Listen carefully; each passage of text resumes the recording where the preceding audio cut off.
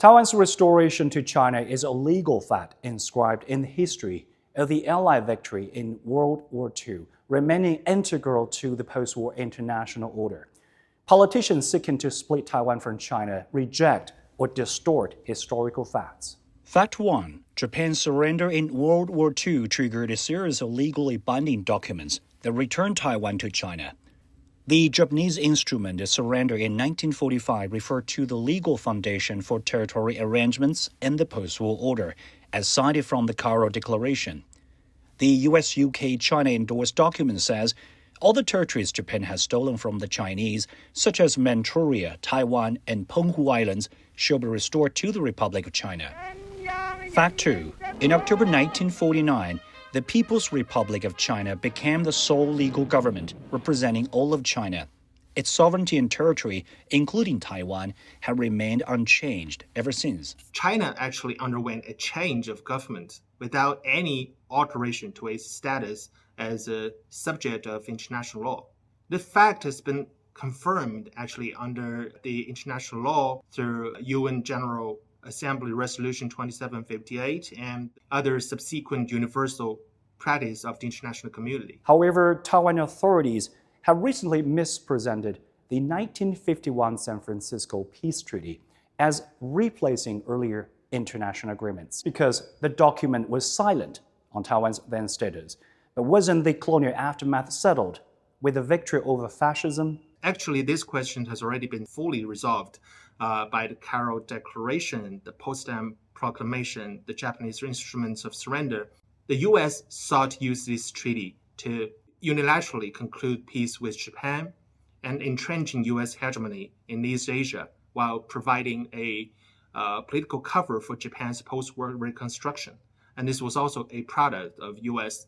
Cold War thinking, aiming to isolate the new China and reserve some space for building military alliances in the Asia-Pacific and also interfering in the Taiwan question. Denying war legacy or undermining post-war order poses a grave threat to peace in Asia, from separatist provocation and external interference in Taiwan to the so-called 2016 Arbitral Award on the South China Sea. It is crystal clear that the tribunal was not meant to uphold any dignity of the international law or the seriousness of the international order. Rather, it actually sounded the starting whistle for a maliciously designed geopolitical competition, especially that is accompanied with the U.S. abusing the freedom of navigation. In fact, China's historical basis for the claims could date back to its Han Dynasty 2,000 years ago.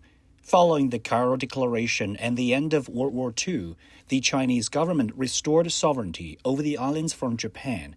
A naval fleet was dispatched to the Xisha and Nanshan Islands in 1946, conducting ceremonies. What's most significant during such period of history is that the 4 warships central to such mission, called Taiping, Zhongye, Yongxing, and Zhongjian, were later immortalized by having their names assigned to the 4 largest and most strategically vital islands in the South China Sea. Similarly, those commanders involved in the operation were honored through the geographical nomination, such as Hongxiudao and Dunqian Shazhou. Naming reclaimed territories demonstrated a very clear political message to all over the world. So such claim ever since that time is constant, unchanged, and undeniable. As the world marks 80 years since the victory over fascism, China's message is clear. Not an inch of sovereignty will be ceded, the post-war order will not be overturned, and the true respect for history and humanity lies in safeguarding peace.